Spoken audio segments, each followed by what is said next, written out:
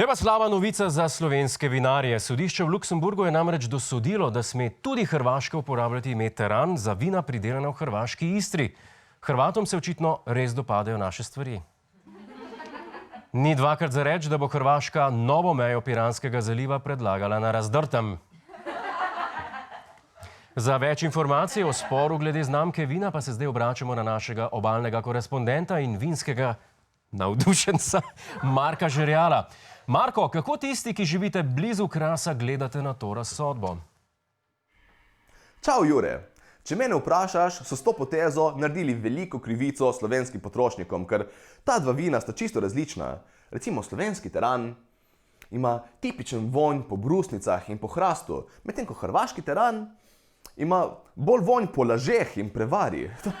To sploh ne gre primerjati. To je kot da bi med sabo primerjali kruh in potico, ali pa, ne vem, vino in cviček. Čisto druga stvar. Sicer, to je zaenkrat samo vonj, moram poskusiti še okus, preden se lahko dokončno izrečem o razsodbi. Najlepša hvala Marku Žerjalu, ki se nam bo očitno spet oglasil nekoliko kasneje. Zdaj pa raje poglejmo, kaj odločitev sodišča pomeni za slovenske vinarje in pa seveda tudi za potrošnike.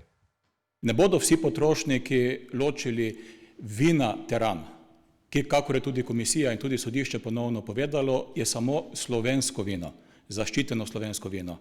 Nekateri ne bodo ločili vina teran od nekega drugega vina. Torej se Dejan Židan strinja z razsodbo Evropskega sodišča, ki pravi, da je vino praktično isto in se ga ne da ločiti.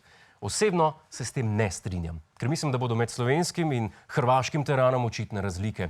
Recimo, njihov teran bo povsod imel šahovnico, med poletno sezono bo 3-krat dražji in če ga naročite v gostilni, boste ob izbiri hrvaškega terana plačali celo rundo, ob izbiri slovenskega pa vsak svojega.